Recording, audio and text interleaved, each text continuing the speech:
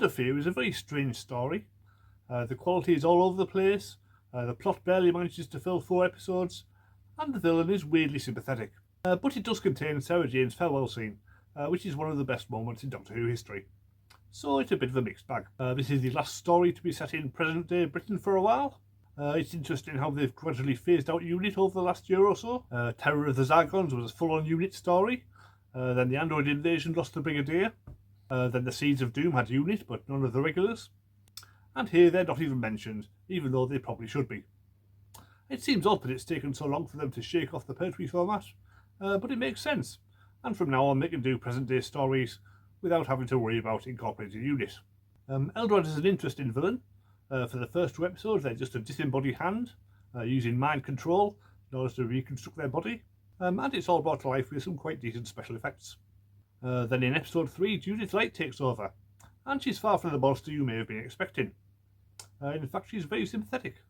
All she wants is for the Doctor to take her back to Castria, which he is absolutely fine with. Her performance is a definite high point, and the viewer is clearly meant to sympathise with her. In fact, the cliffhanger at the end of episode 3 is her being shot with an arrow.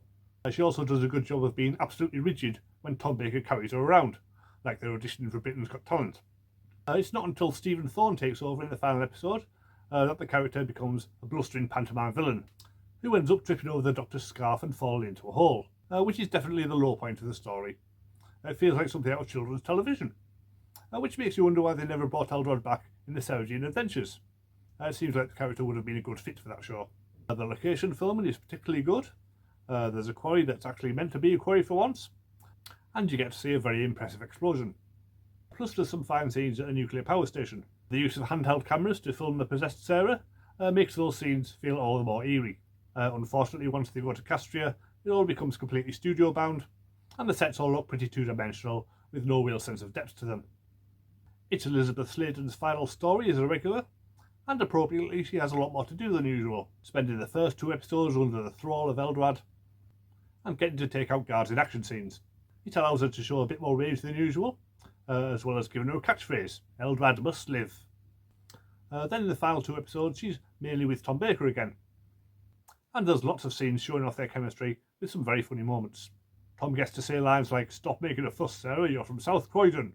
And when Eldrad dies, Sarah's reaction is, "Well, I quite liked her, but I couldn't stand him," which I think most of the viewers will agree with. The final 7 minutes of episode 4 is by far the high point of the whole story. To what extent it was improvised by the actors is hard to tell, but it works a treat. Nowadays, a companion leaving would involve hugging, maybe kissing, and definitely lots of tears. But this works because all the emotion is left as subtext. The amount they care for each other is clearly apparent, but it's never explicitly said. Even though we know the character comes back many times in the future, it's still an emotional scene, mainly because Elisabeth Sladen is no longer around, but also because we never see her with this Doctor again, so it definitely feels like the end of an era. The DVD documentary is 50 minutes long, about half of which is devoted to the cast and crew telling their stories of how they got started in the business, but there's also plenty of time for Tom Baker and Elisabeth Sladen to tell lots of fun stories. They also feature in a 10-minute clip from Saturday morning show Swap Shop, being interviewed by Noel Edmonds and talking to some kids on the phone. And they both come across as being very much like their characters in real life, which says a lot. Overall, it's a hard story to rate. The Earth scenes are better than the Castrian scenes, and Sarah Jane's farewell scene is better than either. So on balance, I'll give it a 6. Next week, Tom Baker's on his own in The Deadly Assassin. Usually it's one of my favourites, so let's see how it feels like in context of the whole run. Meanwhile, check out the description for a link to the playlist of all my Doctor reviews so far. And I'll see you next time.